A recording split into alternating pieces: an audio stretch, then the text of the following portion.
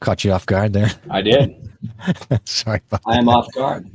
I was going to check out just to see what my heating setting was, because I got it's a little chilly here in LA. Oh, I don't even want to hear about it. Well, So I think it's going to be all of 42 today here in the greater Milwaukee area, and it's raining. I think I mentioned that to you earlier.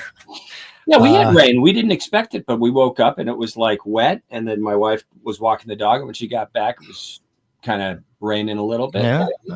What's chilly for you? I'm sorry. It's about 50. Oh, yeah. In the morning. Well, it's all relative. 50 we won't even get to 50 for a high today, but that is what it is. You live in the Arctic North. We get colder in the mornings, get down to like 30s and stuff like that. Just depends. Now we're getting a little more springtime, but yeah, we're at that stage where the cold factor here is kind of starting to go away. We had 85 or almost 90, I think, last week. Yeah. See, I don't enjoy that either. Like, no, it's too much of a leap. It's just, it's dry heat. Dry heat, but it came all of a sudden. So you're used to body's not work. Yeah, you're not used to that. Like, 85. That's going to be an average high for us. So in the summer, so that's come on. We're in 50s, and all of a sudden it just jumps up to that. You're going like, whoa, okay. You live in an area where it gets to be 100. Are you in the valley area where it gets to be? Oh God, that's gotta be rough. Oh my God, in the valley, dude. Do you? When we, I have no idea if anybody's in here, but if you do, you stream out to like Instagram or Facebook through this thing, or have you thought that we should do that in the future? I haven't. Yeah, we have not. I think I can add it to. Well, we're using StreamYard right now. We had this discussion earlier about maybe bouncing out of StreamYard, but we should stream it out to Facebook and Instagram in the future, and yes, extend that reach and have fun with it. Why not? Just drum talk. I could probably do like a stream right now with Instagram if I just went on there, can I? I'm sure you have the power in that. How do I do that? You just go on there and you just go like live stream, right? You're like, I'm doing. Oh my God, they're gonna watch two boomers try to figure out how to push this out to Instagram. Yeah. Everybody, calm down. That would be really exciting.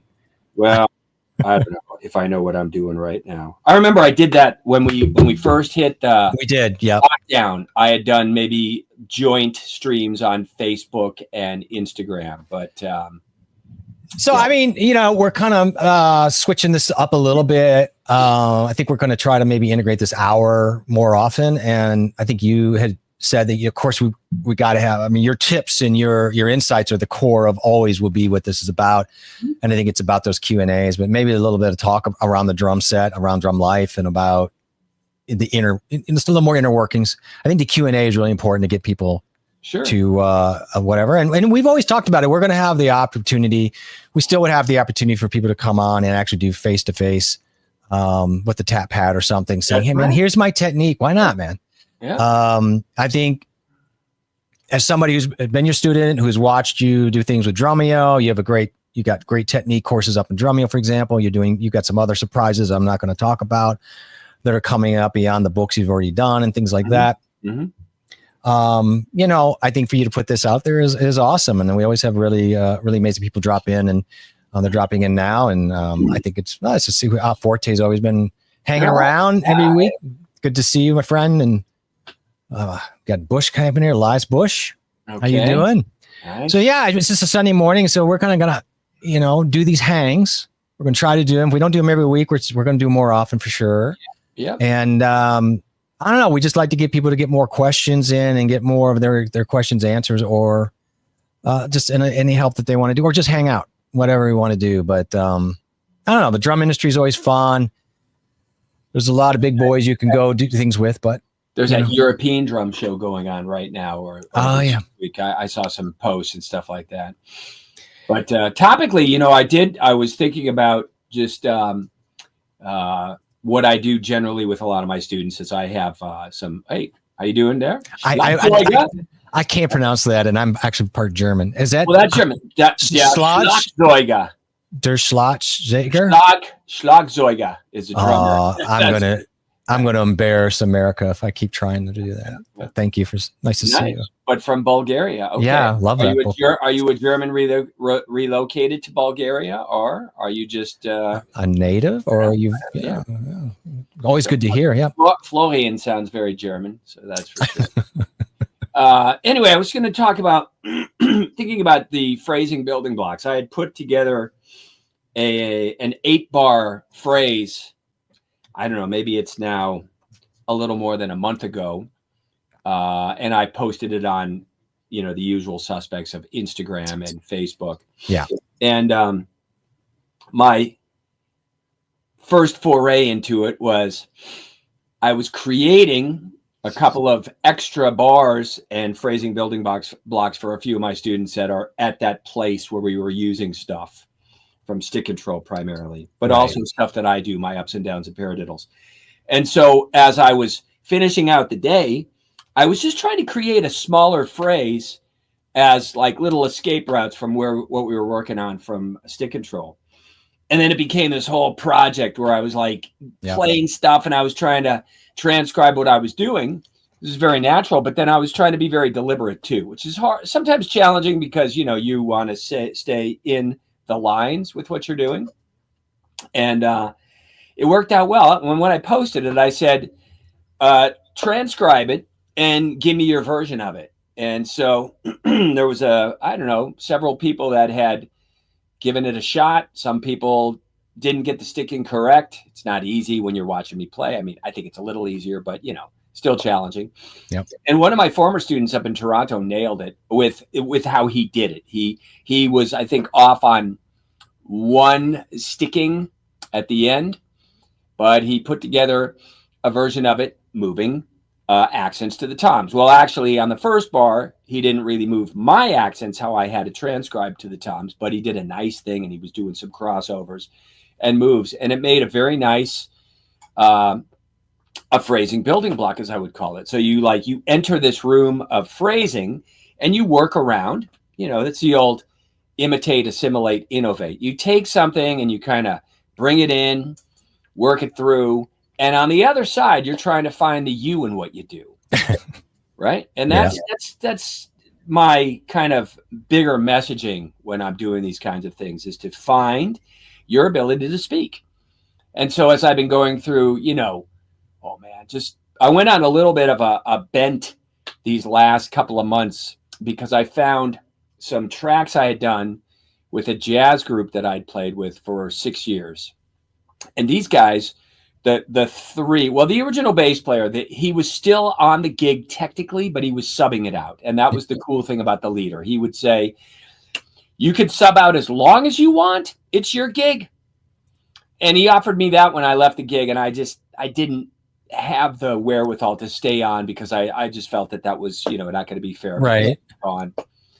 And in maybe some context, I should have stayed in there. But anyway, the bass player, the original guy, Richard, who I think he passed away last year. He was the longtime bass player for the Lawrence Welk show. Oh my God. He did that gig a long time. And he said Lawrence was very, very fair and a good guy to work with, with the musicians. One of his favorite drummers that he worked with was Paul Humphreys. And if you know who Paul Humphreys is, he's the drummer on Let's Get It On by Marvin Gaye. Wow. And I'm sorry, but my memory is not intact for which track he played on Steely Dan Asia, but he's on a track there. And he did other sessions. But he played on the Lawrence Welk show for, I think, 5 years. I'll be honest with you. That's quite a swing to go from a Lawrence Welk to Marvin Gaye. That's just what I mean to say. Good for him. Paul was a great drummer, man. So anyway, my point is I was listening to some recordings I had done that we did at Valley College Live, because there was a recording class, and the guy who led that was also a trombonist that he would sub on our gig or sometimes come in and play trombone. And so we were doing, the material, which was like I said, Lloyd, the leader, Woody, the second in line, he was playing trumpet, and Al, the guitarist, who also played burning pedal steel and banjo, who was really, by all considerations, a Wrecking Crew guy, because he had done a lot of sessions in the 70s with, Sonny and Cher and all those kind of groups, the Carpenters. Those guys were all like 25 to 30 years older than me. And so their listening of like their formulative years stopped around 1958. And then they probably were just like looking around and trying to get gigs, Yep. So whenever we played, everything was like from the 20s to the 50s. So there was a certain vocabulary, a certain kind of phrasing, and a certain kind of, I would say the phrasing that I had to adhere to. Now, I had the understanding of that because I did do that, but that wasn't my preference. I wanted to be more modern and syncopated. And the guys that got me going on drums that I was really fond of were Jack DeJohnette, Tony Williams, Alvin Jones, Peter Erskine, John Christensen, guys like that. So anyway, so as I was going through and listening to that, I started to really see like, man, I was, really abiding by the rules. And so my point about phrasing is that when you find phrasing building blocks and stuff like that, you do want to kind of own up to a little bit of some kind of a style and not just force fit your phrasing into a setting. Like I often use this analogy because you see a lot of guys and you can get thousands of RLRKK, LRLK, RLK, LRK, RLRLKKK, LOLOL, it's like on and on and on. Instagram's littered with it. Right. So, which is, I get it. I understand that, but no, it works. But a lot of that stuff is like, how do you use that in sentence structure where it really is part of the conversation instead of having this ammunition in your back pocket of, I'm not listening. I'm just going to play my pattern that I already have preconceived and worked out. It's like knowing the word supercalifragilisticexpialidocious and going, wow, what an impressively long syllabic word. I'm going to throw it in here, even though it has no context to what the music is or the conversation is about. And so, when you're stretching your hands and your understanding of movement and stuff like that, you want to be mindful of a little bit of the stylistical history of what you're doing. But that aside, still building blocks for phrasing to build into a flow. If you're sitting on a practice pad and you're working out, like stick control exercises, awesome, because that gives you what the key word in the book is: control, right? Control. Yeah, you're doing like number 25 on page 6. That's right, left, left, right, left, left, right, left, left, right, right, left, right, left. Let's try you again. So am I going to use that necessarily in a setting? Maybe. But I would more promote that you can get something from that might be inspired from that workout a little bit and find the you in what you do. But going back to like those stick control exercises and the idea of that and flams and rudimental things, all great. All those kind of little flows are great. But when you sit down and play, you want to be able to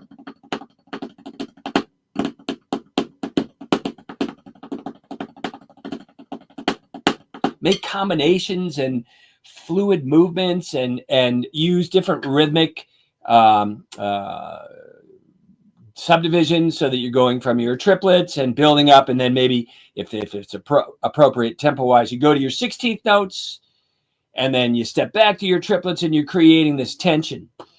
But you're also mindfully, inside a conversation with those who you're playing with so that you can, kind of groove nicely in the conversation and not get like edgy or out of context with what else is going on. So my point is the listening thing, which is where I started. I drew back to listening to a bunch of stuff that I had done over the years. And I don't know if anybody knows anything about my playing in terms of what I had done for 35 years. Well, my brother and I had a contemporary jazz trio for 35 years, and we recorded 10 albums or 10 CDs. Well, originally they were albums. They were record albums back when we were with MCA.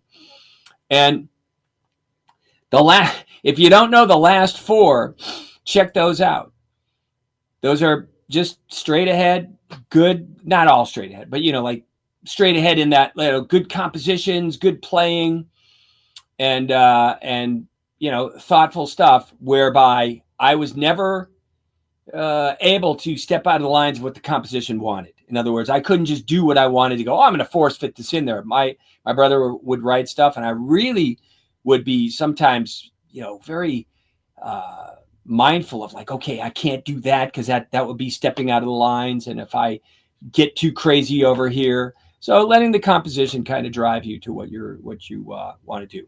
But so back to phrasing and thinking about that and being mindful of vocabulary versus style and the protocols of what that style might dictate.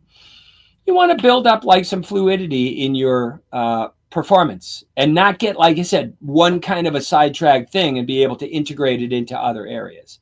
So back in the day when I was a kid, it was all the craze was like to know like your Brazilian feel and your Afro-Cuban feel and your textured, kind of smooth jazz kind of feel and your funk and your R&B and your straight up rock, and try to get experience playing with a lot of people that did those things.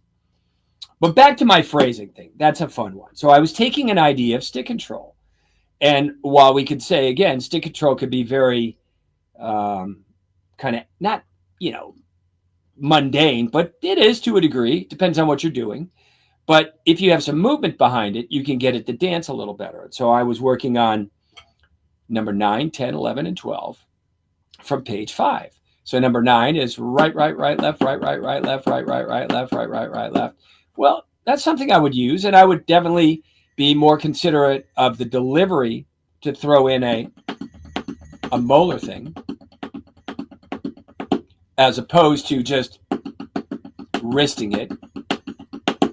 Boy, I hear something wiggling out there. I don't know what that is. Are we having an earthquake? No, maybe it's my heater. Sorry about that. So the is a great delivery. I threw a little clip on social media where I was promoting the idea of coming down, but also coming up at the 3. And the idea behind was that I'm not going to necessarily use this in maybe a playing setting. I might if I'm feeling frisky and it's inside what I'm thinking or feeling. I could do that. But building these blocks to just have the understanding of how those 3 notes work on the inside of the hand. When you're coming down to get 3, you get a nice drop in. Now, fingers and the hand will work the same. I'm just lifting up on the next 3. So my idea of promoting that specific exercise was to demonstrate that no matter what the delivery system is, the fingers and the hand or the wrist can work the same. And so like sometimes we get caught in the delivery system and it kind of mucks up or gums up the works a little bit.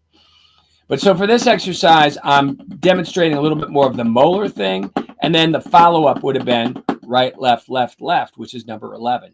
And of course, number 9 and 11 work very nicely together. I would throw a little bit of maybe 10 and 12 as well.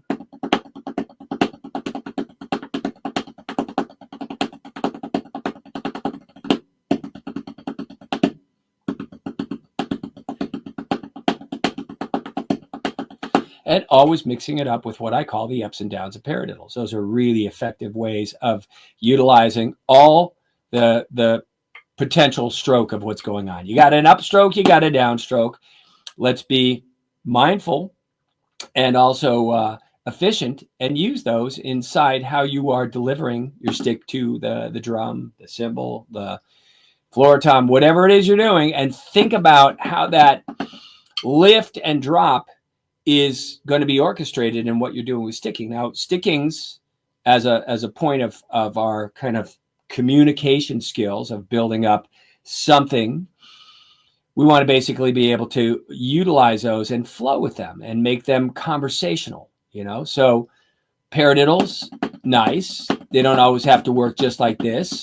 And then you'd want to take all the different iterations of paradiddles. So like you've got basically the 4 variations. If you go to stick control again and you look at page 5 and you look at number 5, 6, 7, and 8, there's your 4 variables of paradiddles. And putting those into a setting where they could be kind of scrutinize and utilizing the accent structures as they are laid out. So if I played number 7 and it's right, right, left, right, left, left, right, right, right, left, right, left, left, right, left, I want to be able to understand how to come down on that. That changes the motivation of the regular move of a single paradiddle, which would be down, up, double, down, up, double, down, up, double, down, up, double.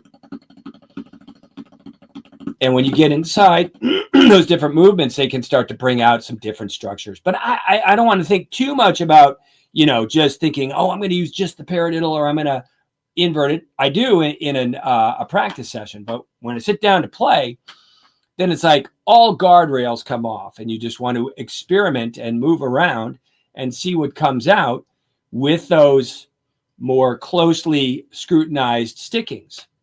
So back to my phrasing. With this one, I was creating some moves and operating inside some, what do I call it? The ups and downs of paradiddle. So a double paradiddle in 16th notes, 1 E and a, 2 E and a, 3 E and 4 E and O, 1 E and 2 E and a. I wouldn't just necessarily stay static there.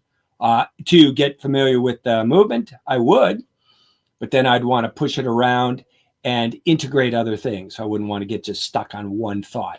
But in the beginning, you always want to loop a thought for a long time so you get the texture and the identity of it, and also the syncopated value of it, how it moves along in a 4-beat, a 4/4 measure, because that specific arrangement is basically groups of 3s. If you were playing the double paradiddle, it would be 1 E and a, 2 E and a, 3 E and a, and then starting again, 4 E and a, 1 E and a, 2 E and a, and 3 E and a, 4 E and a, 1 E and a. And then that last of the third bar, 2 E and a, 3 E and a, 4 E and a, back to 1. So it'd be 3 bars to reboot that whole phrase. But just getting the texture, okay, how does that move and how does that feel? And then you got to just break through and start to connect other ideas of how that works. And, that's just basically thinking more about a sticking and a movement. Of course, it's I'm generating an identity of 16th notes.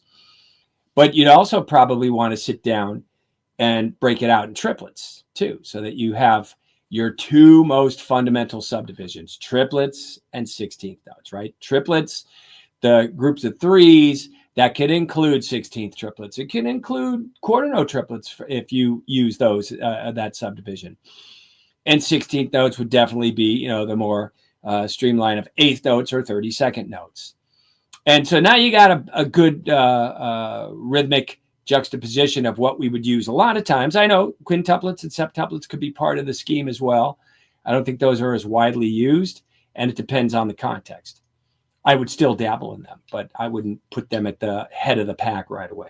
I get my other subdivisions. I think one of my students, I can't remember. Oh, yeah, I think it was my student Jim, had told me when he was studying at MI ages ago, and he said, Joe Picaro told him, work on your triplets and your 16th notes first. Get those together. So if you're thinking, all the different arrangements of what you could do sticking wise with 8th note triplets, there's things that you could do that are sneaking in odd groupings in there. You could play 7-note groupings in 8th note triplets. You could play a sticking, for example, right, left, right, left, right, left, left, right, left, right, left, right, left, left, and play it as triplets and get comfortable with how that cycles over a 4-bar phrase. So you'd have 1, 2, 3, 4, 1 and lead 2 and lead 3 and lead 4 and lead 1 and lead 2 and lead 3 and lead 4 and lead 1 and lead 2 and lead 3 and lead 4 and lead 1 and lead 2 and lead 3 and lead 4 and lead 1. So on that third beat of the 4th bar, I played a double paradiddle, and then I would go over and cycle it through with the left-hand lead. And if you wanted to, you could do it in 8-bar phrases. You just have to kind of scope out what you're going to do. Count every single beat so that you're not losing yourself as you go through that process, because you want to have a tracking mechanism that is like spotlight, brighter than the sun on everything you do. And then you'll be able to speak the language. You'll get really familiar with what's going on. You won't lose yourself, and you won't be thinking as much pattern oriented. And you'll start to see, oh, I can make an off ramp over here and go to another kind of a sticking. Because again, when you do it in a 4-bar phrase, you might get very comfortable doing that. But then to take that guardrail off and go and kind of mesh it up with another sticking, you might go, uh-oh, what do I do now? So like going back to triplets and thinking about all the different arrangements, I like 5-note stickings, right, left, 1, and lead 2, and lead 3, and lead 4, and lead 1, and lead 2, and lead 3, and lead 4, and lead 1, and lead 2, and lead 3, and lead 4, and lead 1, and lead 2, and lead 3, and lead 4, and lead 1, and lead 2, and lead 3, and lead 4, and just really getting a nice relationship with how those lope along. And those odd groupings, what I like specifically about them is because the accent is moving in an odd grouping, you get nice combinations of middle beats of triplets and the upbeat of a triplet, and start to be able to feel all the nature of the triplet subdivisions. And the same thing with 16th notes. The same thing would be applied there. You get a chance to feel more of your syncopated E's and U's and E's, as opposed to just sitting always on the 8th note as an accent structure. So, when I put together my little phrase, which maybe what we'll do, Jeffrey, is put my... Do you have that one? Can that be put up on line here when we're doing this? Is that a possibility or no? Oh, what's that one? I didn't really think about that. I've got that 8-bar 16th note phrasing, and I believe I sent it to you. But I know we're on the fly here. But let me see. We're on the fly, but you know what? If I can track it down pretty quick, I got it here. I think I could send it to you real quick through WhatsApp. And let's see if it's here. Sorry, guys. I just want to get that in there because it's a cool little sticking. Yeah, here it is here. And I'm just going to forward it to you. All right. Copy. And if you can post it while we're just going through a little bit. Yeah, I can. Let me get control of it, and then you mess around. I can slide it up here. Yeah, it's handwritten, so forgive my... Oh boy! Say my... Oh no! Yeah. Handwritten. Oh no! Well, that's what I do. I handwrite a lot of stuff. I'm not adept at a program anymore. I used to have a nice program, and at one point, I got notification that you are being notified that Apple is updating their server or their software, and if you get to us now, we'll give you the updated version, no cost. And then I kind of let it fly in one eye and one ear, and I didn't really pay attention. Yeah. When I needed it, I was like, "Oh no, it doesn't." Your handwritten stuff looks good, but MuseScore works great. I'm sure a lot of people maybe use that. I know a lot of people have gone to it, but if you need a free one, but it's also a little quicker by hand. So I'll try to grab this and throw it up. Yeah, see how that works. So. Like I said, I've got like a mixture of a bunch of different things. I've got the starting point of right, left, right, left, right, left. That's 3 E and a. And then I go to 4 E and O, 1 E and 2 E and 3 E and 4 E and O, 1, 2, 3, 4. And that puts us through the first 3 bars. So the first bar, I'm using that stick control exercise. Now, again, I don't want to promote that you have to use a stick control thing. It's just that specific sticking became very natural for me to put into a stream of kind of solo improvised ideas. If I'm just goofing around again, I'll just go and let's take the guardrails off. And if I'm going,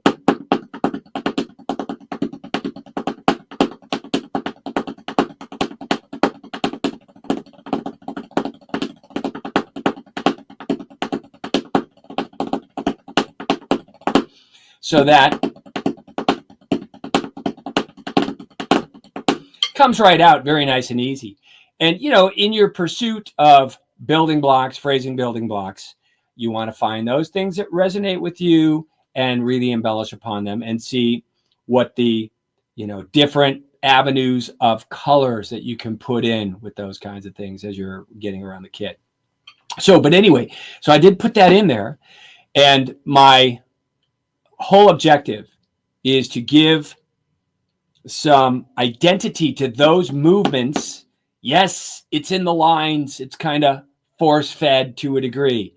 But once you get a little bit of the movement and the flow of the ups and downs of paradiddles, etc., then it's your responsibility to take it for a spin and see out of that specific arrangement of stickings and accent structures what is impacting you the most.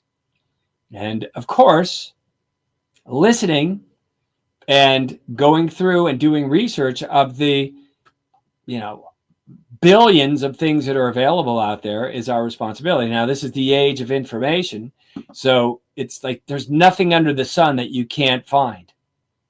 You want to see footage of Alvin Jones or Max Roach or Jimmy Cobb, it's all out there.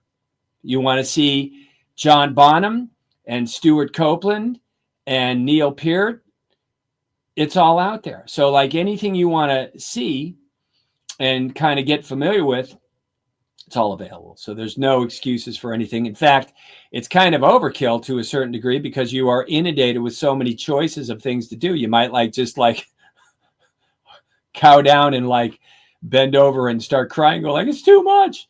But pick something and start there. Pick a point of starting. Hey, I'm going to listen to this. I'm going to get inside this, because the large fabric of all that is somewhat also an illusion. You want to get deeper. You want to get concept. It's not always about the mathematical amounts of content.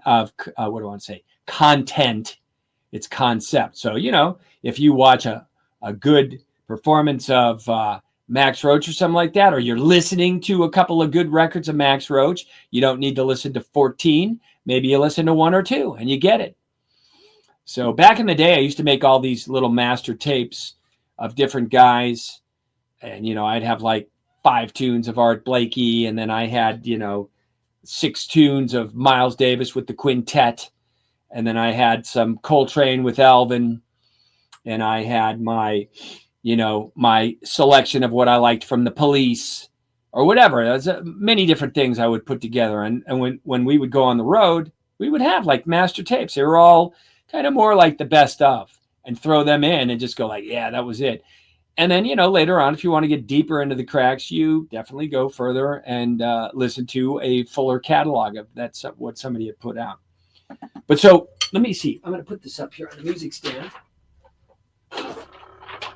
And I'm going to play it down. I'm going to speak out what I'm doing as best I can. So I have right, left, right, left, right, left, right, left, right, left, right, left, right, left, right,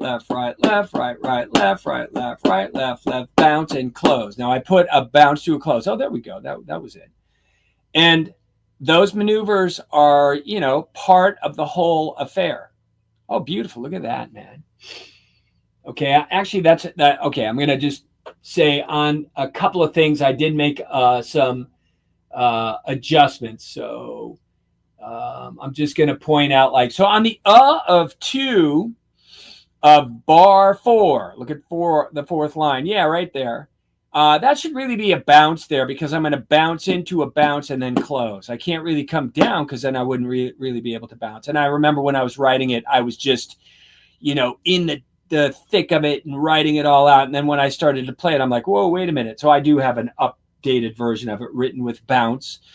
I also, on line 6, the 6th bar, on that second beat 2, I have a small case D, because you're coming from your up on E to a down on 2, but you're not accenting it.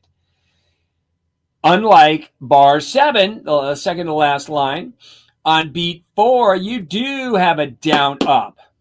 So anyway, all those moves are nicely centered, and you want to bring about a nice relaxed posture to how you're delivering the ups and down strokes, and not get edgy with your forearms and have large anticipated moves in front of the upstrokes. So with that being said, pan out a little bit, Jeffrey, and then so we can see the whole page. And I'm going to play it down. And again, I'll just kind of talk through. So 1, 2, 3, and 4, and 1, 2, 3, 4. 1 and 2, 3, 4, and 1, 2, 3, 4. 1, 2, and 4, and 1, 2, 3, 4, and E, 3, and E, 1, 2, and E, 4, E. And that last bar, I like immensely, because I snuck 2 5-note stickings in there. If you look at the N of 1 on the last bar to the N of beat 2, you have right, left, right, right, left. And then starting on the of 2, to the of 3, you have right, left, right, right, left. So that's a 5-note sticking that I would use. I labeled that the paradiddle did because it doesn't have a paradiddle diddle. The diddle is taken off. So we just have to shorten it to a did. That's what I did. And so that's a fun one. And then at the end, patiently waiting for the beat 4 with an upstroke. So I don't lift on the E and of 3 on the last bar. 3 E and. You could. That would be somewhat of normal protocol for an inverted paradiddle, but I don't. So the last bar is 1 and 2 E and 3 E and. Whoops. 1 and 2, 4 E and 1. Waiting again for that good upstroke on beat 4.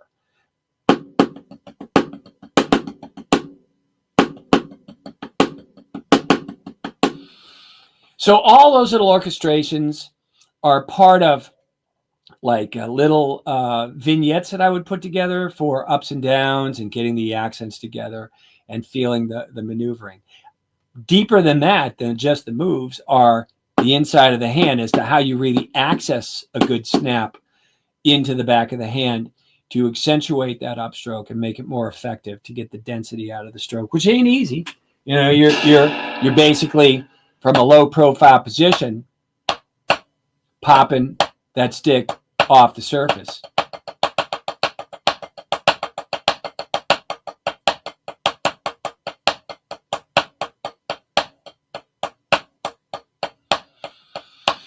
So demonstrating there just a single paradiddle with the focus on the upstroke, which is the E if I'm playing in 16th notes of 1, E and 2, E and 3, and being mindful about coming down with a nice soft landing and not overplaying that downstroke.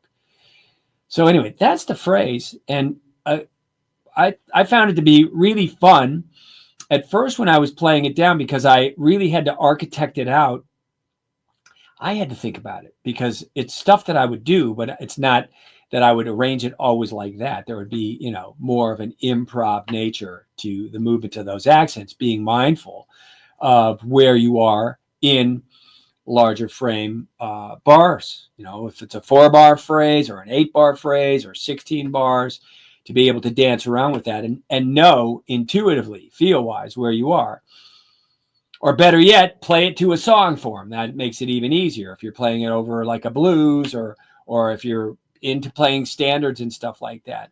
Whatever the case may be, use something to kind of effectively keep you in the line so that you're not losing out where you are in the larger frame of like phrasing. 4, 8, 16, 12, depending upon. So anyway, that's a great one, and that utilizes things that you would basically hearken from stick control ideas. The same thing as taking an extension of stick control would be to move along to Gary Chafee sticking patterns. Sticking patterns are basically just arrangements of conceptual ways of Gary's way of putting forward some really interesting and I think unique as well as creative ways of performing accent structures. And so what he did is he came up with 5 definitions. It's in the middle section of the Sticking Patterns book, starting on page 35, I believe it is. And the A stickings are defined by one single followed by some number of doubles.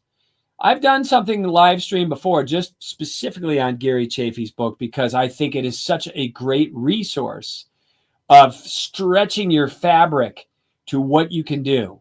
Not all of them are my favorites, but I did practice a great deal of those things to kind of expand my range of subgroupings inside whatever the rhythmic values are. And he goes, a little bonkers in that he's having you play over a quintuplet or a septuplet just to identify those subgroupings so that you can feel them. You can feel like that. Okay, that's how a 5, that's how a quintuplet works. May not use that, but you still want to know. And so the B stickings following the definition that I laid out for the A, 2 singles followed by some number of doubles. C, 3 singles followed by some number of doubles. D, 4 singles followed by some number of doubles. And the last one, E, 5 singles followed by only 1 double. He only does 1 example. Now I've taken that and embellished it to put it into a different format slightly than what's presented there in the book, because he just doesn't go as deep as he did with the previous 4 letters. But if you go to the B stickings, 2 singles followed by a double, that's a paradiddle. If you go to the 2 singles followed by 2 sets of doubles, that's a paradiddle-diddle. But he never hints or labels them as such, which I like, because you're not thinking rudimental, I got to play a flam tap or I'm going to play a flam accent, which are good things to know. But when you're putting together a sentence, you're not analyzing every word you're saying and like the construction of your sentence. You're just speaking. So you're getting your ideas out. So in, pursuance of greater vocabulary, it is incumbent upon everybody to go and stretch the fabric of what you do to build up a larger frame of phrasing ideas that you could use. But just to go and step back on another note about phrasing and phrasing building blocks, you don't need stickings either. You should be able to have a really good relationship with rhythmic values. So in other words, knowing all your subdivisions and knowing the space value of how those things work and getting comfortable with, just sitting down and go like 1, 2, and E, 4, 1, 2, and 4, 2, 4, and 1, 2, 3, 4, 1, 8, 2, 4.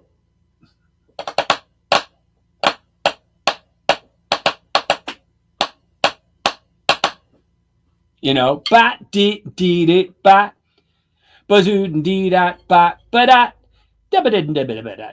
Get your understanding of those 16th notes. My 16th notes suck there. That was not happening. I don't have my good Mel Torme skill set working this morning. And even when I do have it working, it ain't no Mel Torme. But the idea is to know your rhythms and know those subdivisions and be able to be clever with how those can play into it instead of a barrage and assaulting people with a lot of notes. So a good book for that, just talking about phrasing building blocks, would be Louis Balson's Modern Reading Text in 4/4, because there are multitudes of subdivisions and ways of orchestrating those things in terms of, like, you could take the 8th note value and go the old school and say, let's swing the 8th notes. Or you could play them straight. It would be just as productive to play them 8th notes in a straight format as opposed to swinging. My preference is to swing a little bit, because when you're mixing like swing 8th notes with subdivisions to 16th notes, it's a nice pull. And you really want to know your chord notes. Right there you go. That's a great book. And look, it says for all instruments. So you really get a chance to think through and feel the subdivisions nicely and get that sensibility and quality to your phrasing. And then if you mix it with some nice stickings and you start to orchestrate stuff that you would gather from either, starting at stick control, going on to Gary Chaffee's book or whatever. I don't know all the landscape of literature out there because there's a lot. If you go to my book, The Ultimate Guide to Syncopation, I basically took Ted Reed's syncopation in some ways that are probably familiar and many ways that are not familiar.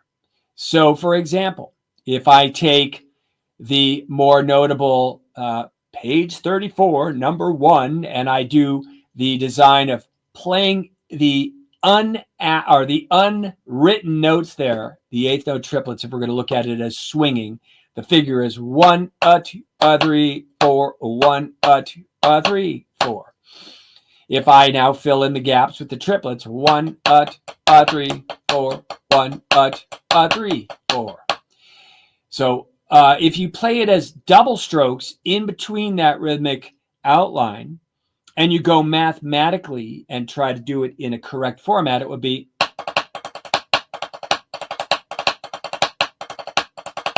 too stiff. So what I wanted to do is kind of build upon the space value of the melody and fit those doubles in there. So if I'm just going to speak about one simple part, let's say I'm playing eighth note triplets, accenting the downstroke. 1, 2, 3, 4.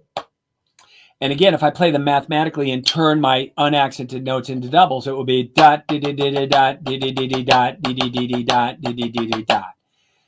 What I wanted to do was kind of spread them out. So I just made it a quintuplet. So I played 1, 2, 3, 4, 2, 1, 2, 3, 4, 5, 1, 2, 3, 4, 5, 1, 2, 3, 4, 5, 1, 2, 3, 4, 5, 1, 2, 3. Now if I go the other way with the 1, 1, 2, 3, 4, 5, 1, 2, 3, 4, 5, 1, 2, 3, 4, 5, 1, 2, 3, 4, 5, 1. Okay, there's a little creative license taken with that beat 5 of the quintuplet versus where the actual eighth note triplet would land. But so what? When you're playing a little faster, you won't know that. You won't notice that. And you get a rounder double on the inside. You don't get this like sticky kind of stiff, more mathematically driven double stroke. So if I play this one again with my version, it would be 2, 3, 4.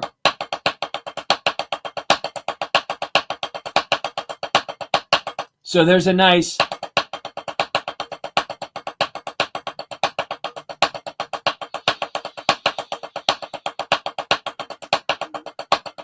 roundness to that. And that's conceptual. That's kind of, a little bit more of a conceptual approach to what you're doing.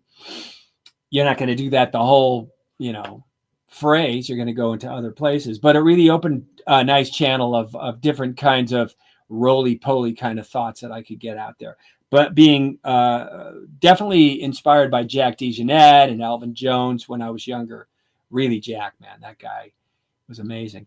That was sort of my foray into like kind of getting into the thought process of that, of what can I do to make this round? And I needed to build an infrastructure to start with so that I could go through a few mathematical designs and make it feel natural. I knew what I wanted to do, but there was a procedural thing. It's like, you want to build a house and you don't just like, there's the house. No, you have to go through the whole process. If you're, if you know what's going on.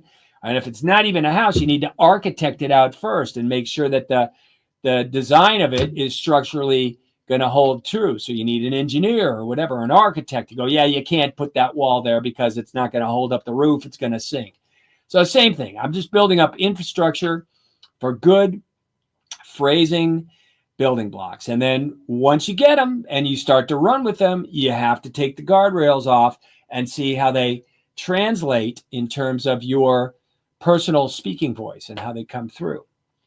But my book, The Ultimate Guide to Syncopation, I'm not a promoter usually of that stuff, but I will say it's a fantastic book of some unique insights to how you can use the syncopation book, which to me is a fantastic resource in how it's been, passed down from years to years. I worked with Freddie Gruber through it, and we did quite a few ways. I embellished. I added more for taking the same rhythm that I just did here. 1, 2, 3, 4. I'm going to do my 16th note version of that. And I'm just going to play it with inverted paradiddles, because the inverted paradiddle will give you the first and fourth partial as the single stroke. And you're just basically close to the grid of the triplet, but now the turns into a 16th note. So instead of having 1 and Lee, 2 and Lee, 3 and Lee, 4 and Lee, you have 1, 2, 1, 2, 3, 4.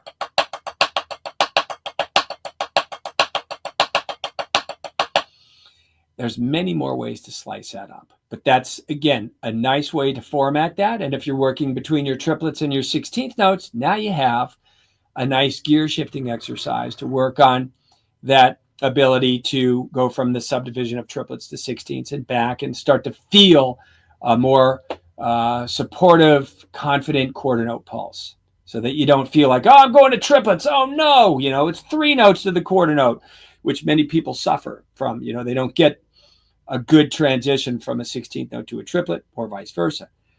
It tends to be a little bit of a rub with the quarter note pulse. But those are great. What I did add too, that I think is also a unique spin, is to take all the melody and play it on the snare drum and play all the unaccented notes to the toms. Sadly, in this format, I don't have an arrangement where I can play my drums where they're not going to distort. But if you go and get my book, I have orchestrated versions. I think there's 35 videos that accompany the book. It's available through Hudson, and you'll be able to watch how I orchestrate. Not everything in the book, but there are enough videos to give you the color and the description and concept that you're looking for. But those, again, were a big deal for me to help identify some weaknesses in my phrasing. And I found it very helpful to my, earlier days of developing things, and also to assist the hundreds and hundreds of students that I've had through the years. And that's hundreds, maybe thousands. I don't even know. I mean, if I look at Drumeo for my drum technique course, then it's definitely thousands and thousands. But in the more immediate of me being available to one-on-one, that's hundreds and hundreds. I don't even know, man. I had some guy who said, yeah, man, I got some stuff from you years ago. I still use it.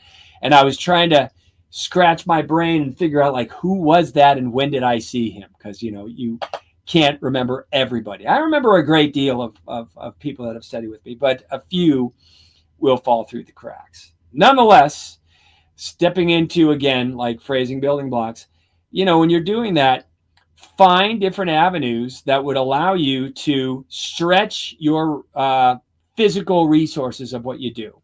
For example, here's another thing in Gary Chafee that I would use. Just playing 16th notes. And I'm going to do 2 accents inside an arrangement of 5-note groupings, but it's going to be 16th notes. So it'll be 1 E and a 2 E and a 3 E and a 4 E and a 1 E and 2 E and 3 E and 4 E and a 1 E and a 2 E and 3 E and a 4 E and a 1 E and 2 E and a 3 E and a 4 E and a. Put a paradiddle there on the 4th beat of the 4th bar and switch it over to the left hand. Do the accents on the toms. Do the accents on the snare drum. Put the unaccented notes to the toms territorially. Right hand floor tom, left hand small tom. Go to the cymbals. Just deliver the goods and see how you feel when you go through those different arrangements. Nothing comes from doing nothing.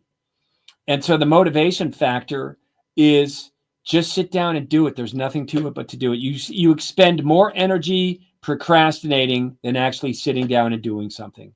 And you don't need to, sit for hours and hours. You need to sit for a good 15 to 20 minutes and plug in a little bit every day or every couple days at least to get familiar with how that works.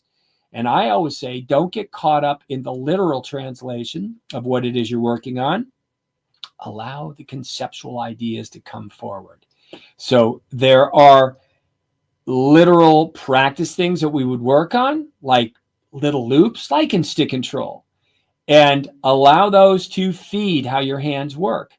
But, you're not going to play number 22 on page 10 for a drum fill on a stick control. You know what I mean? You're not, there's number 22. Here's number 16. You start. That's where you start. Then you let it build. There's a process. So, putting a lot of different things together and kind of operating through those systems, well, they'll start to put you into a place where you feel freer around your drum kit.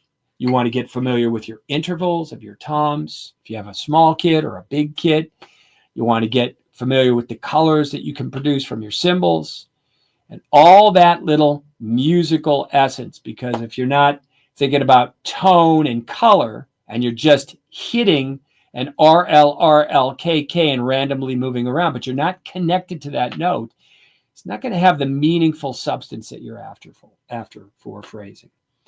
There was another thing I wanted to say about that, but hey, Jeff, are there any, is it crickets out there, or is there anybody? No. We have a couple questions, and I had a couple. They've been good. Couple of nice questions here. I'll just drop this on you from Larry. He asked earlier, what is the difference between the open close and the push pull hand techniques? This is all over. Okay. Yeah. You can't.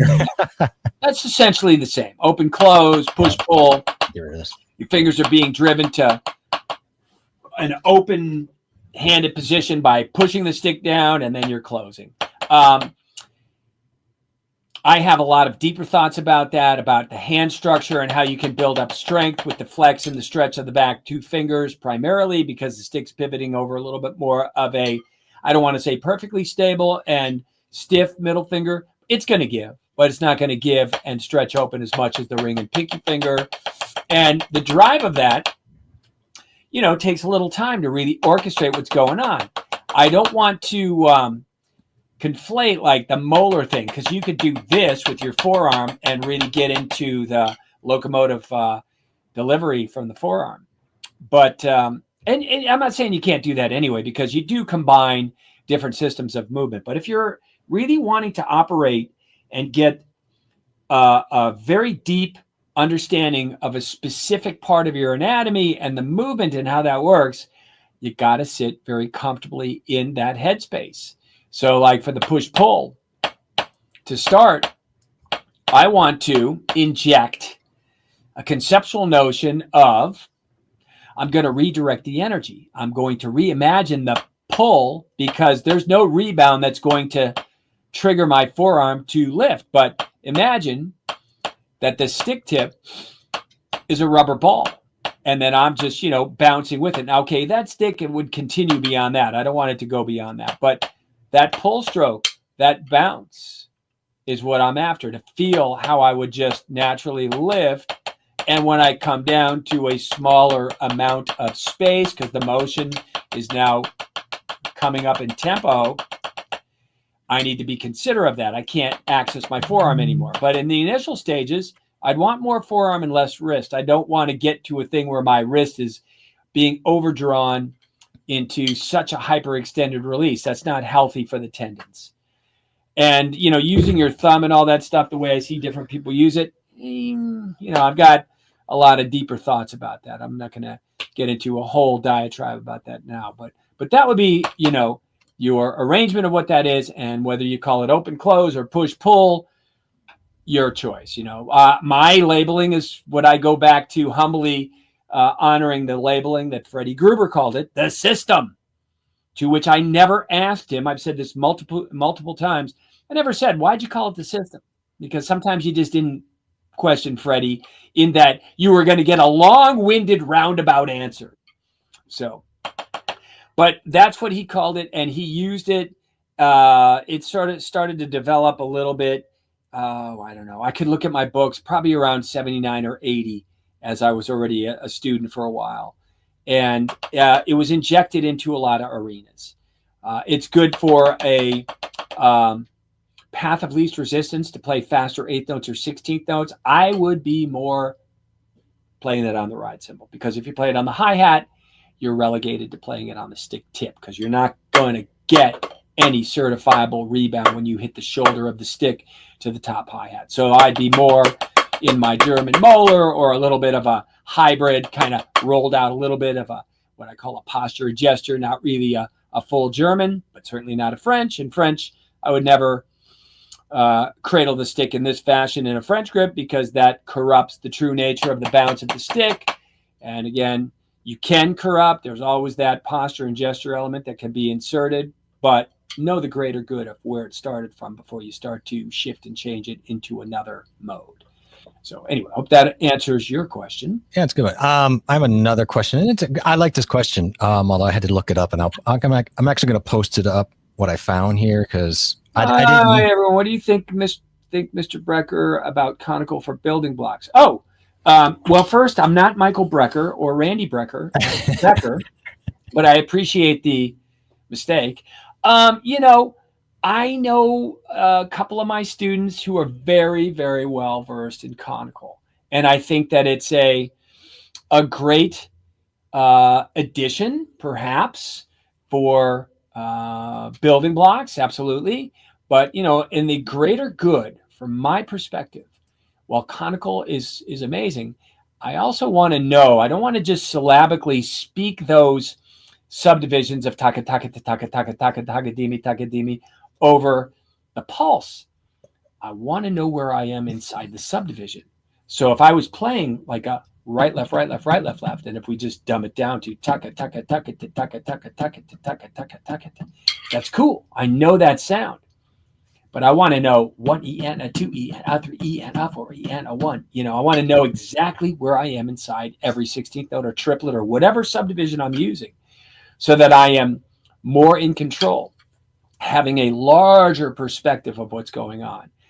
Patterns for pattern's sake, and not really knowing where you are inside everything, to me, is an opportunity to maybe get lost and lose your mind in what you're doing. But I wouldn't disregard the conical. I think it's a great addition. And like I said, there's a couple of former students that I had that are very well versed in that. And I'll shout out Steve Mancuso in Toronto and Asaf Circus in London.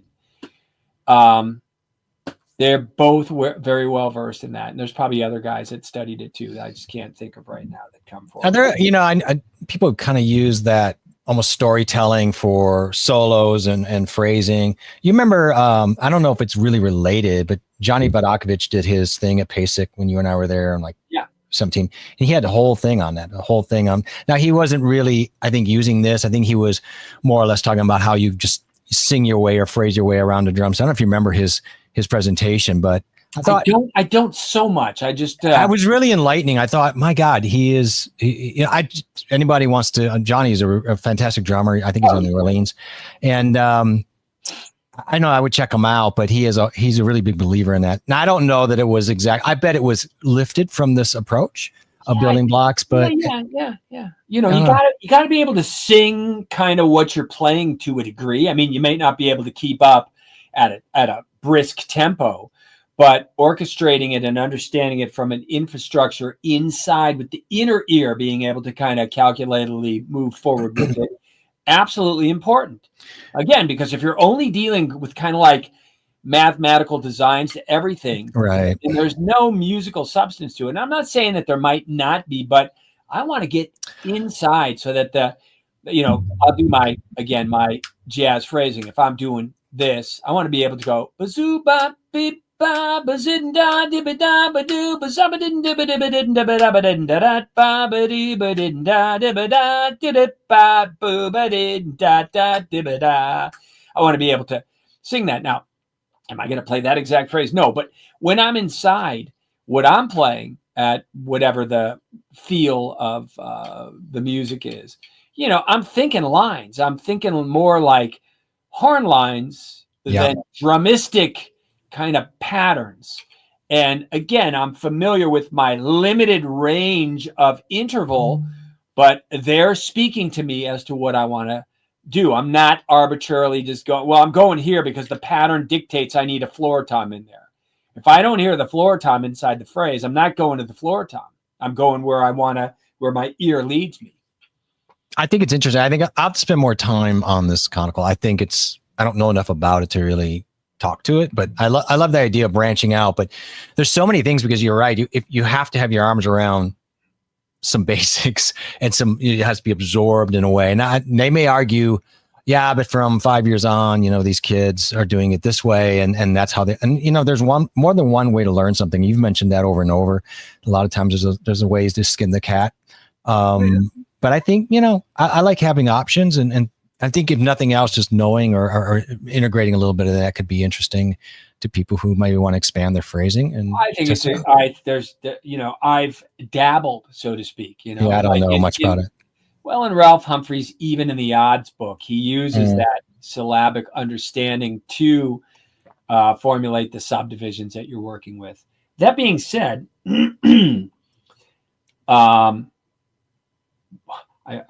think Tommy Igo had put a big post about that, and some not really on board with the overkill of conical inside what's going on. So I don't know the texture of his whole post, but it was pretty biting. But that's Tommy. But I kind of agree with him what he said. It's kind of overkill. But again, if that skill set helps you to formulate a really easy way of speaking on the drums, improvising, not losing yourself, then damn it, use it. Yeah, use any tool in the toolbox. I mean, more than anything, it probably won't hurt, right, to expose yourself to these types of things and open up outside of the the typical counting, mommy daddy stuff, sometimes it's good to open up your brain to that kind of, that color. I mean, for me, like one of the guys who was drum set driven to a degree, I mean, he had a unique way of doing it. And I don't know what he's doing these days, was Treelock Gertu.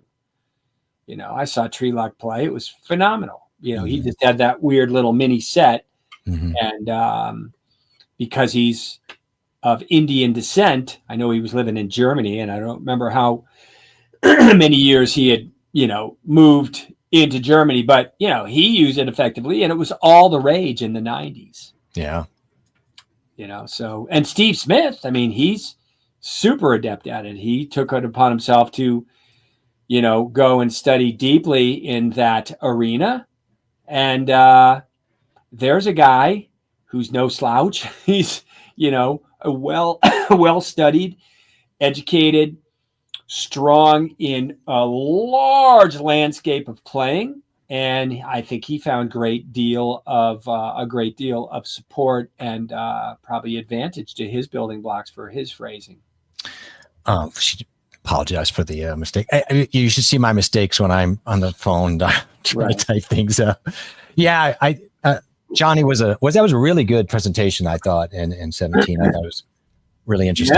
Yeah. Useful when you're cooking, for example, only needs your voice. And that's the thing, like you can reinforce without having any sticks in your hands. And there's multiple ways of doing that. Yeah, sure. Absolutely. Because that's a great idea. Yeah. I love that. There's more, there's just so many ways, and it's a beautiful thing. Anybody can be a drummer, even the cooks. Well, you're a cook. Well, no, I don't. I used to, but my wife is so amazing, so that I have. That's my excuse too. Yeah, exactly. It's a good excuse. It's I can't hold a ladle to her. Yeah. So conical, other ways of looking at it. Again, your imagination and seeking out different avenues to pull on yourself to draw that forward is what you're after. And like I said, nothing comes from doing nothing. You have to start somewhere and take a step forward. And if you do that, you'll find your path. With a guy like me as an educator, I'm there to kind of help lead you through so you don't have to get too many bumps on your knee and take the long-winded path that I took, because I went around the block, and I found that I can kind of put you on a little bit of a straighter line than what I had to do. And then maybe you find, if you become an educator, even a better path for students you would teach to help find that straighter line to get from point A to point B, etc. That's what it's about, man. And investigating. I mean, I have a stack of books up here, nowhere near to the level of some of my other students who have stacks of books, but it's good to peruse literature, to kind of expound on conceptual ideas and think about what you're doing. You're trying to draw upon like this introspect of expression and put it into the context, of course, stylistically. So the books aren't going to tell you like the dialect of Philly Joe Jones. Even when you look at a Philly transcription, it might be close, but there's something in the grease that Philly put forward that you can't put on paper. So if you're not listening and exploring those voices, you're not getting it. It's like trying to learn a language and then like never turning on the radio to listen to, like, if you're studying French and you're not listening to somebody speak French and the different dialects. I'll just tell you one thing. So I'm a dabbler in language. And as a guy who lived in Europe for 5 years, I can speak a few sentences of German and a few sentences of Dutch or the Flemish dialect where I lived in Antwerp. And my French would probably be a little bit better. But if I don't speak it with like intention and confidence, nobody understands what you're saying. Do you understand? So when you are saying the words, you're just saying the words. When there's a meaning and a picture and a real like intention behind it, that person on the other end, hearing what you might have said in a little bit of a not properly enunciated fashion, will understand you. And the point is, there are many people that I know that were not native, like, for example, German-speaking people, but yet they spoke the language, so they knew how to communicate. And maybe they had a bad American accent.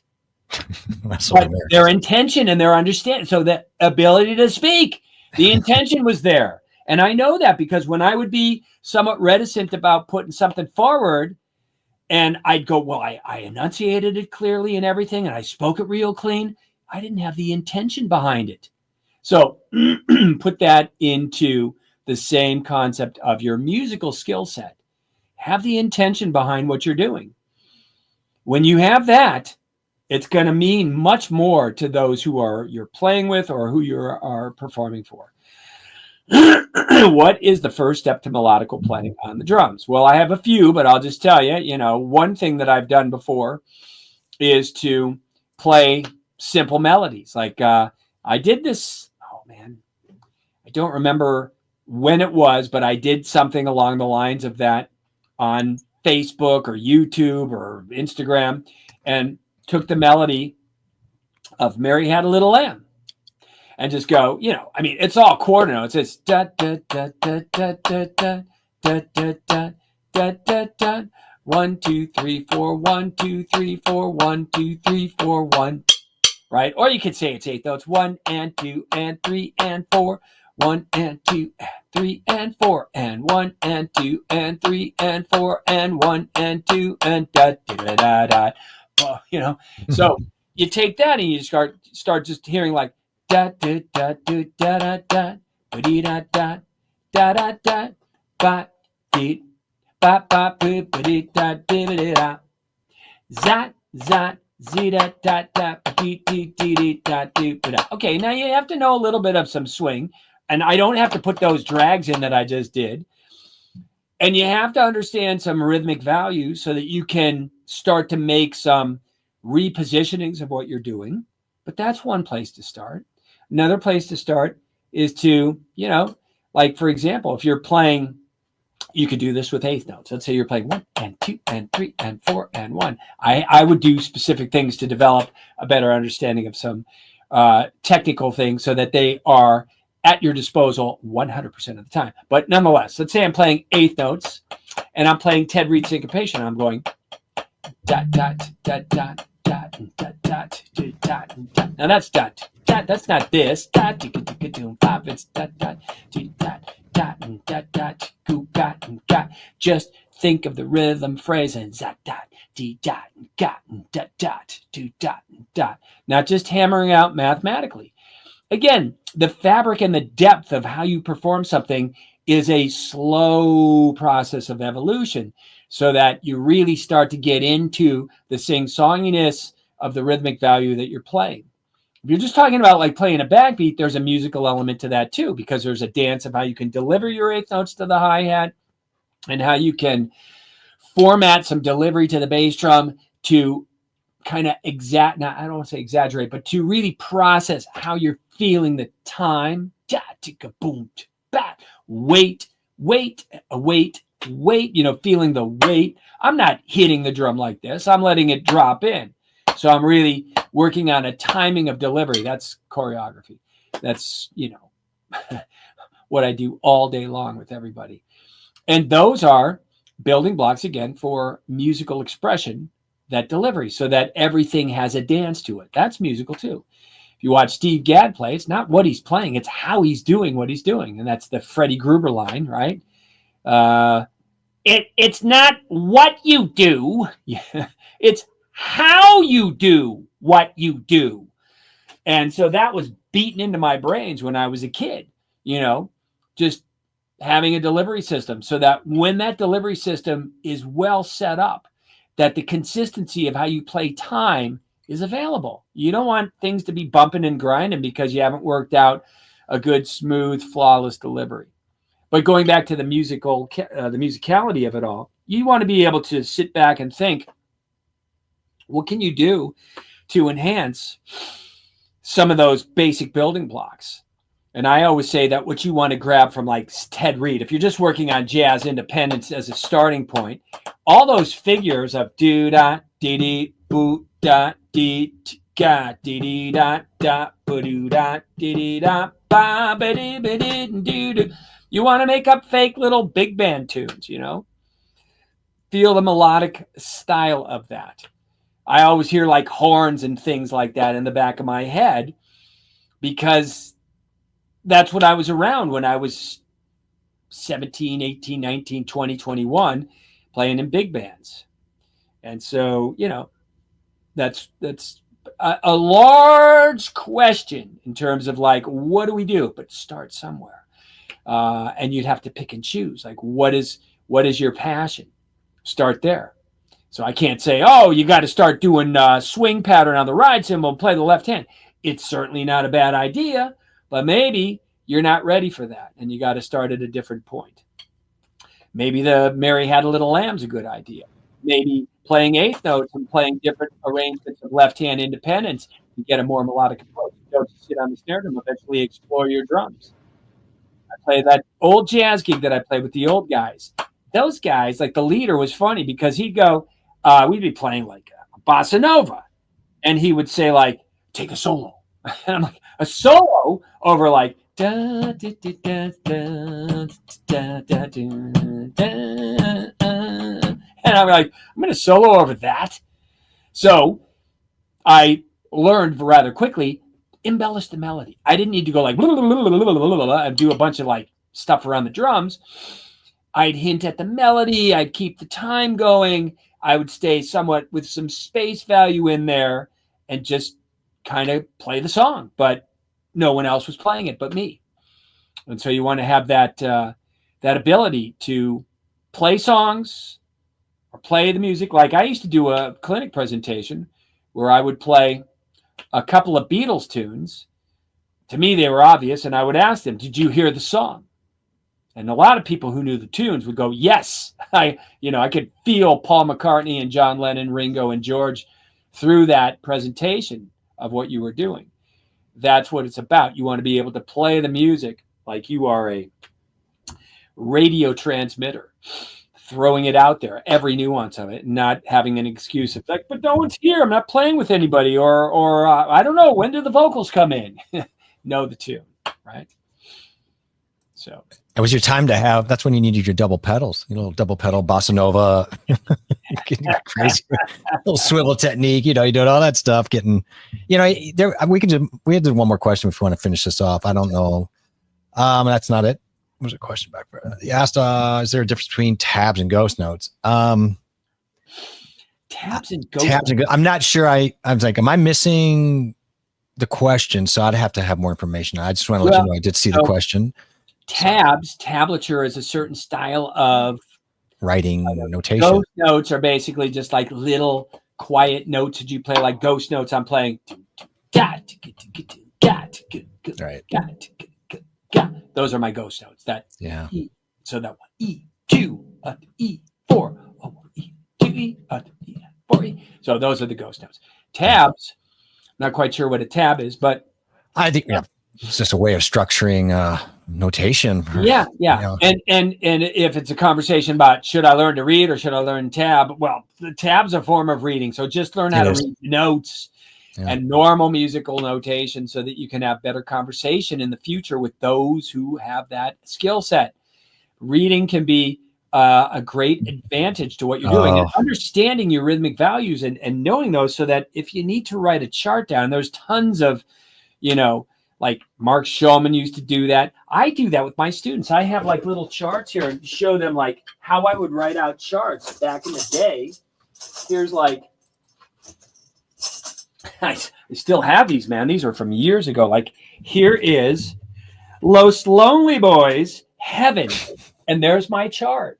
Yeah. And I've got like little clips of what I needed to know so that when I played the tune, I knew the tune, but I wanted to know, okay, is there 2 bars before the verse comes in? Is it 4? Or what's that little interlude into the bridge? So I needed to know that. So I just had this. I'd put on a little clip right here, and I go like, oh yeah, man. And nobody knew. And not to be a boomer about it, but there's something about writing it down that helps you remember it. And there's a visual of being able to see it. You and I know it. And I know some people don't need that, but man, I'm telling you, writing it down and having a visual there's a scientific burn in the brain on that. Got that right down. Was tap notes. Tap notes. Well, so tap strokes would be like, again, like a delivery system. So for me, if I'm going, my nomenclature would dictate that if I'm playing, those would be tap strokes. I'm just coming from what I would describe as a direct drive approach from the wrist. The other labelings that I would have a downstroke, I would have an upstroke, and so in those labelings, those would allow me to have some structure to how I would play a paradiddle.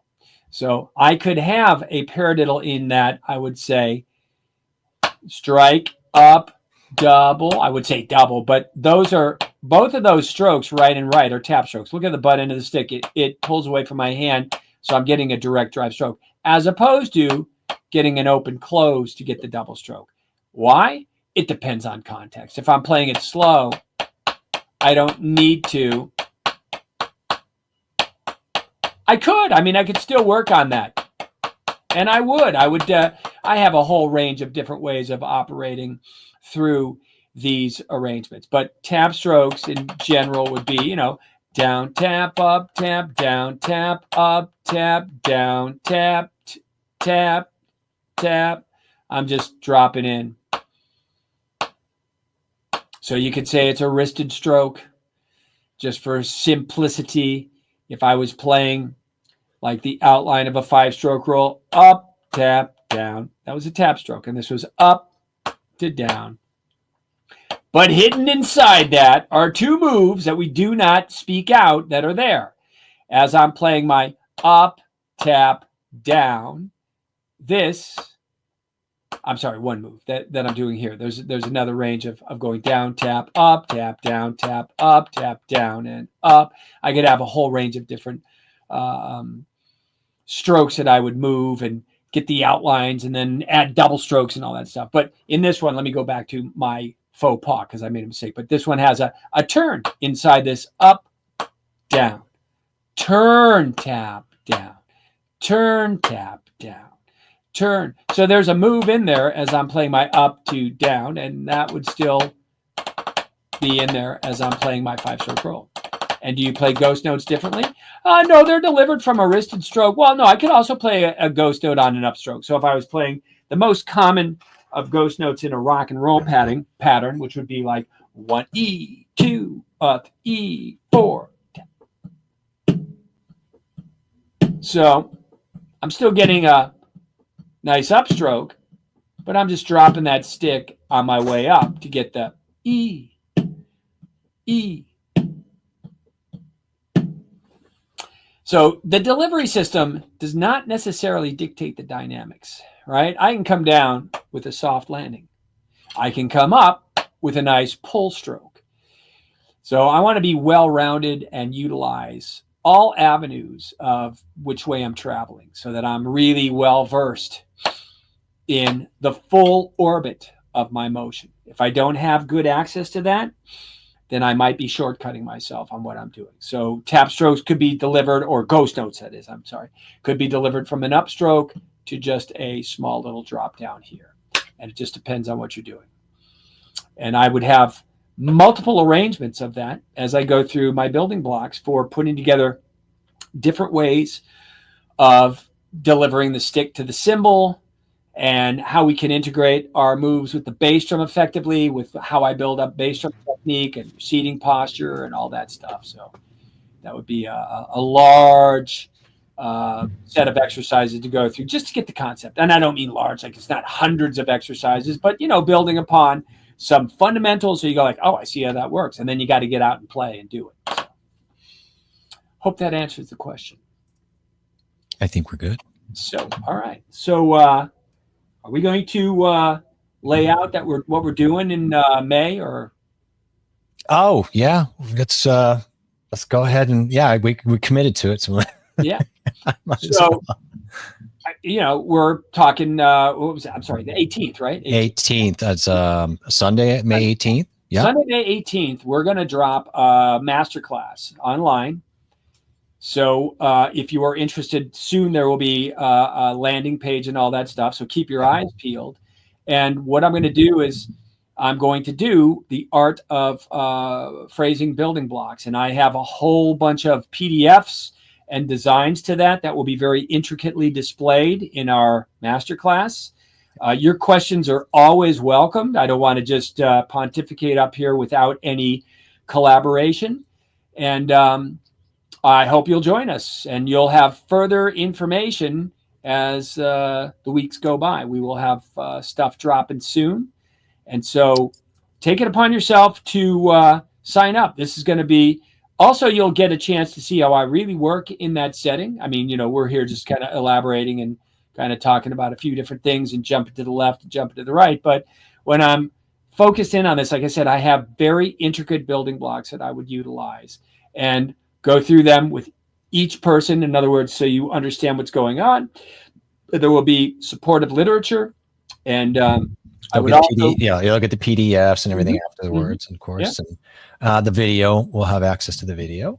Exactly. Or the full masterclass video when that's over with as well. So you'll be able to walk away with that. So that information will come on. And in the description down below in this video, we have all of your social media links, your website. And so, go ahead if you want to get notified, maybe get into those socials. Yeah. And that information will be coming out if you haven't done so already. And that'll be fun. I think we're excited for that. Yeah. Anything else today? Or I think it was good. What did Howard Beale say on Network? Remember the movie Network? Yeah. Well, God, that's what he said. He said, "Oh, folks, I just ran out of bullshit." We're all done with the bullshit. Well, when you're out of BS, it's time to roll to the next phase. But I want to thank everybody for dropping in. And Bruce, it's always good. I always pick up something. I've seen millions of these with you, and there's something new to be had if you just watch the inner workings of your hands. It's really interesting. So just by osmosis, you just pick up things. Thank you to everybody. And so I guess I'll see you on the next, maybe we'll be here next week, hopefully. Yeah. And we'll get that information out as well. So I guess that's it, my friend. We will see you on the other side, and to everybody else, we'll see you next time. Awesome.